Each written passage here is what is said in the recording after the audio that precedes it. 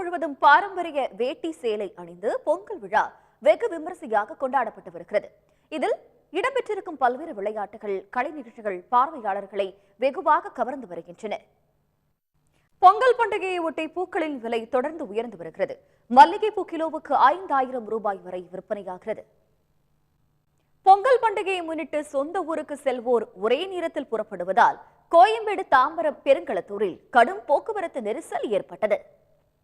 காணும் பொங்கலை முன்னிட்டு மெரினாவில் விரிவான பாதுகாப்பு ஏற்பாடுகள் செய்யப்பட இருப்பதாக சென்னை காவல் ஆணையர் சங்கர் ஜிபால் தெரிவித்திருக்கிறார்.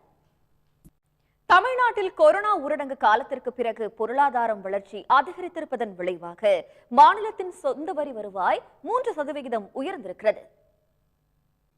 ராகுல் காந்தியின் நடைப்பயணத்தில் பங்கேற்ற காங்கிரஸ் எம்பி சந்தோக் சிங் சௌத்ரி மாரடைப்பால் உயிரிழந்தார். முன்னதாக எரிமேலியில் இருந்து சபரிமலைக்கு வாகனங்களில் செல்ல பக்தர்களுக்கு தடை விதிக்கச் சேர்ந்த ஐயப்ப பக்தர்கள் சாலை மறியலில் ஈடுபட்டனர்.